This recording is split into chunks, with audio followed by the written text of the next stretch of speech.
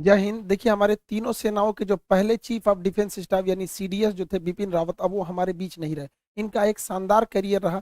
ये उत्तराखंड से आते थे। इनके पिताजी भी सैनिक जो लेफ्टिनेंट जनरल के पद से रिटायर हुए थे। ये हमारे सेना के थल सेना प्रमुख रहे, उसके बाद पहले सीडीएस रहे। इनका मुख्य काम तीनों सेनाओं में समन्वय स्थापित करना था। ये अपने कार्यकाल में इसको बहुत ही बखूबी अपने काम को पूरा किए थे। 1958 में इनका जन्म हुआ और आज के दिन इनका एक हेलीकॉप्टर क्रैश में ये शहीद हो गए। 14 लोग थे उस हेलीकॉप्टर में, जो खराब मौसम के कारण बताया जा रहा है क्रैश कर गया था इनका हेलीकॉप्टर। जो ये जब इन्हें कार्यभार दिया गया था तो इन्होंने सीडीएस के पद को बहुत ही बखूबी निभाया था। नौसेना के P-8I को लद्दाख में तैनात करना इन्हीं का डिसीजन था। उत्तरी कमांड को थिएटर कमांड बनाना, यानी तीनों सेना आपस में कोऑर्डिनेट करके लड़ाई लड़ेगी, इनकी सबसे बेहतरीन डिसीजन थी। इन्होंने नेवी, आर्मी, एयरफोर्स सबको बहुत बेहतरीन से किया था। भगवान इनकी आत्मा को शांति दे। देखिए, लेकिन क्या कर सकते हैं, हमारा ये जो विमान दुर्घटना हुआ है, ये हेलीकॉप्टर ये कई बार भी क्रैश कर चुका है। इस दुर्घटना में ये साउथ इंडिया में थे, यहाँ ऊटी है तमिलनाडु के पास, यहाँ पर, यहाँ नेल्लोर के पास, यहाँ पर, यहीं पर इनका हेलीकॉप्टर जो है, इनकी पत्नी भी साथ में थी। दोनों लोग को अफसोस के मतलब बचाया नहीं जा सका। बहुत मतलब दर्दनाक ये हादसा था। पूरी विमान में आग लग गई थी। मतलब शरीर को कई ऐसे जवान थे उनमें जिनके डीएनए टेस्ट करके पता करना पड़ा यहाँ पर। तो ये ऊटी के पास ये विमान दुर्घटना हुआ है यहाँ पे। ये जो हेलीकॉप्टर है, एक्चुअली ये वीवीआईपी के लिए लाया गया था। अगस्टा वेस्टलैंड जो हेलीकॉप्टर था, जब वो करप्शन का शिकार हुआ तो Mi-17 V5 को एडवांस है, ये Mi-17 का एडवांस वर्जन है, Mi-17 V5। ये जो V5 है ये एडवांस वर्जन है, लेटेस्ट वर्जन है। इसे हम लोग 2012 के कॉन्ट्रैक्ट में लाए थे। 2018 में ये पूरी तरह से कंप्लीट हो गया था। 2019 में इसकी सर्विसिंग भी भारत में चालू कर दी गई थी। इसमें हमारे नरेंद्र मोदी भी जाते हैं। ये कई जितने भी वीआईपी लोग जाते हैं इसी से जाते हैं। अभी ये कई बार दुर्घटना भी ग्रस्त हो चुका है। 2013 में जब ये नया नया आया ही था, तभी उस समय उत्तराखंड के रेस्क्यू ऑपरेशन में विंग कमांडर शहीद हो गए थे। अभी कुछ दिन पहले ये अरुणाचल प्रदेश में दुर्घटनाग्रस्त हुआ है। 2019 में हमारे ही अपने सैनिकों द्वारा इसके ऊपर स्पाइडर मिसाइल चला दिया गया था, तो इसमें भी ये भी उस समय क्रैश हो गया था। हालांकि दुनिया में 60 देश इसका इस्तेमाल करते हैं, बहुत विश्वसनीय है। इसमें कई सारी लेटेस्ट टेक्नोलॉजी का भी यूज किया गया। इसके आर्मर को बुलेट प्रूफ बनाया गया, ताकि गोली, अगर ये लो हाइट पर चलेगा तो गोली वगैरह वगैरह को ये रोक सके। इसमें एडवांस रडार सिस्टम लगाया गया, जो किसी भी तरह के आगे की जानकारी देता है। एक्चुअली ये ट्रांसपोर्ट के साथ साथ ये एक अटैक हेलीकॉप्टर के तौर पे भी काम करता है। इसके अंदर का अगर देखेंगे तो इसे सैनिकों को ले जाने के लिए दिया गया है। इसमें 36 सैनिक हथियार के साथ तैनात हो सकते हैं। ये 13,000 किलोग्राम के चीजों को उठा के एक जगह से दूसरे जगह में ले जाने में सक्षम है। ये इसको मेनली मतलब ट्रांसपोर्ट के तौर पे इस्तेमाल किया गया था। ये बहुत विश्वसनीय दुनिया में रहा है। हालांकि कई टेक्नोलॉजी का 100% हम भरोसा नहीं कर सकते। ये 250 किलोमीटर प्रति घंटा की रफ्तार से चल सकता है और इसकी सर्विस सीलिंग बहुत अच्छी है। 6 किलोमीटर ऊंचाई यानी 6,000 मीटर ऊंचाई पर ये उड़ सकता है पहाड़ी क्षेत्र में। वहाँ ये डिप्लॉयमेंट के लिए बहुत ही बेहतरीन साबित होगा। इसमें दो दो इंजन लगाए गए हैं।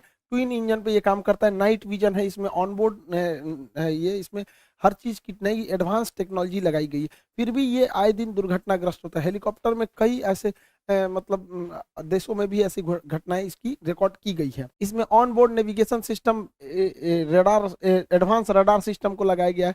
ऑन बोर्ड वेदर रडार को लगाया गया है कि मौसम कैसा है उसके हिसाब पे भी जानकारी दी जाए। हालांकि प्रथम तो यही कहा जा रहा है कि ये जो विमान दुर्घटना हुआ है इसके पीछे मौसम खराब को जिम्मेदार बताया जा रहा है। हालांकि वायुसेना ने इसके लिए जांच के आदेश दिए हैं।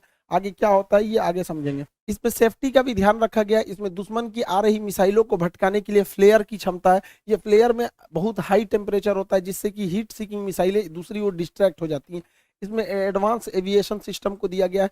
इसके कॉकपिट्स को नया डिजाइन किया गया था, कस्टमाइज करके अलग अलग हिसाबों से। इसमें इसे हम लोग यूटिलिटी के साथ साथ अटैक के रूप में भी इस्तेमाल कर सकते हैं। इसमें अलग अलग जगहों पे हार्ड पॉइंट को हम लोग जोड़ के, कारगिल की लड़ाई में इसका पुराना वर्जन Mi-17 भी बहुत कारगर साबित हुआ था, कारगिल के टाइगर हिल के ऊपर बम्बार्डमेंट करने, और जो भी बहुत हाइट पर थी। इसमें ट्विन इंजन लगाया गया है। ये यूटिलिटी के साथ, हार्ड पॉइंट के साथ साथ हमला भी बहुत तेजी से कर सकता है। इसमें कई सारे मिसाइलों को लगाया जा सकता है, अलग अलग तरह के। इसमें मशीन गन है, सब मशीन गन है, ऑटोमेटिक गन है, रडार, रॉकेट्स है, मिसाइल फायर करने की क्षमता है। उसमें मशीन गन की भी लगाया गया है, ताकि ये ग्राउंड अटैक को भी बहुत अच्छे से परफॉर्म कर सके। यह 60 देशों द्वारा विश्वसनीय हेलीकॉप्टर रहा है। हालांकि रूस की सेना में भी इसे बहुत बड़े पैमाने पर इस्तेमाल किया जा रहा है। हर देशों में इसका कमोबेश एक्सीडेंट का रिकॉर्ड रहा है। हम टेक्नोलॉजी पर 100% भरोसा नहीं कर सकते। एक्चुअली जब भी आप कोई विदेश से हथियार को लाते हैं तो उसमें परमानेंट आप मेंटेनेंस उतना अच्छा नहीं कर पाते हैं जितना आपके पास खुद का रहता है। क्योंकि विदेश अगर कोई ऐसे कल पुर्जे खराब हो गए जो विदेश से लाने हैं, तो आप उसको थोड़ा सा टॉलरेट करके भी चलते हैं कि चलो भैया अभी पूरी तरह से खराब नहीं हुआ है। लेकिन वही अगर हम अपना हेलीकॉप्टर देखेंगे, ध्रुव जो इसे हम बना रहे हैं, तो अभी हमको स्वदेशी बनाना पड़ेगा। लेकिन क्या करें, भारतीय सेना में स्वदेशीकरण, मेक इन इंडिया को सबसे ज्यादा अगर किसी ने बढ़ावा दिया था सेना में, तो बिपिन रावत जी ने ही दिया था। अब कई सारे ऐसे हथियार, ऐसे सारे ऐसे इंस्ट्रूमेंट थे जिस पे आयात पर बैन लगा दिया गया था। पहली बार भारत जो है इजराइल के बराबर हथियार एक्सपोर्ट करने में जा रहा है। तो ये भारत के लिए एक अच्छी खबर थी। खैर, बिपिन रावत जी जो थे, जब तक उन्होंने भारत रहे, भारत माता की सेवा ही किए रहे। अब उनको होनी को अब कोई क्या टाल सकता है। अब आगे सरकार को डिसीजन लेना है कि अब किसी अगला चीफ ऑफ डिफेंस स्टाफ नियुक्त किया जाता है। इसके अलावा एक रेलवे की भी सूचना थी, जो अभी हम लोगों ने 1 दिसंबर को जो डिजिटल स्ट्राइक किया था, आप लोगों ने भी इसमें बढ़ चढ़ के हिस्सा लिया था। तो रेलवे ने भी अपने सारे एग्जाम डेट को बता दिया है। वो 15 जनवरी को एनटीपीसी सीबीटी 1 का रिजल्ट दे देगी और 14 से 18 फरवरी को सीबीटी 2 का एग्जाम ले लेगी। साथ ही रेलवे ग्रुप डी को भी 23 फरवरी से स्टार्ट कर देगी। अब बेरोजगारी इतनी हाई लेवल पे है, महंगाई, कोरोना में लोगों का रोजगार छीन लिया, और हमारे ज्यादातर स्टूडेंट जो हैं वो पुअर फैमिली से, जिसके पिताजी किसी के सब्जी बेचते हैं, कोई छोटा मोटा काम पे। तो हम आप लोगों से भी हमेशा से हम यही सोचे हैं कि आपको क्वालिटी के साथ साथ आप लोगों को बेहतरीन कंटेंट के साथ सबसे कम फी में दिया जाए। तो आप लोग को इस चीज को ध्यान में रखते हुए आप लोग के लिए पूरा कंप्लीट बैच, जिसमें आपका मैथ्स भी रहेगा, रीजनिंग भी रहेंगे, उसमें कंप्लीट जीके रहेगा, साइंस का पूरा पोर्शन रहेगा, करंट का पूरा पोर्शन इसमें कंप्लीट किया जाएगा। ए टू जेड जितना चीजें इसमें रहती हैं सबको कंप्लीट किया जाएगा। इन टोटल चीजों को कंप्लीट किया जाएगा। एकदम ध्यान में रखा गया है आप लोग को, एकदम मिनिमम से मिनिमम। हमको भी पता है कि कोरोना पिछले 1 डेढ़ साल में सबका रोजगार छीन लिया, लेकिन हम इतना मिनिमम किए कि उससे मिनिमम पॉसिबल ही नहीं हो सकता है। 250 रुपये में आपको टोटल चीजें, आप खुद सोच सकते हैं कि इससे मिनिमम पॉसिबल ही नहीं हो सकता। इसमें हमारा टैक्स भी शामिल रहता है, जीएसटी, इनकम टैक्स वगैरह वगैरह। 50% तो सर्वर कॉस्ट, इस सब में सब चला जाता है, टैक्स वगैरह। तो इससे मिनिमम में बाबू पॉसिबल ही नहीं हो सकता। तो इसमें ज़्यादा एडमिशन हम लोग नहीं ले पाएंगे। तो शुरुआत में जो एडमिशन होंगे वही इस फीस में हो पाएंगे, क्योंकि आपको भी पता है बाबू, इतना में आजकल समझ रहे हैं ना, इसमें 10वीं क्लास के टीचर जो भी बच्चों को जो पढ़ाते हैं, इतना मिनिमम रहता है। तो फिर भी आप लोग आगे जाके देश सेवा करेंगे। हमको भी इस चीज़ को फील करते हैं कि सबकी रोजगार को छीना था कोरोना ने। तो ये एक मौका मिला है, आप अपने माँ बाप का नाम रोशन करिए, सेटल होइए। क्योंकि कोरोना ने साबित कर दिया है कि अगर आप गरीब फैमिली से हैं तो आपको एक सेटल्ड जॉब की बहुत ज़रूरत है, वरना कोरोना किसी को भी सड़क पे ला सकता है। आई होप आप इसको जल्दी से इनरोल होंगे, और ऊपर वाला हमारे बिपिन रावत जी की आत्मा को शांति दे। मिलेंगे नेक्स्ट क्लास में। जय हिंद।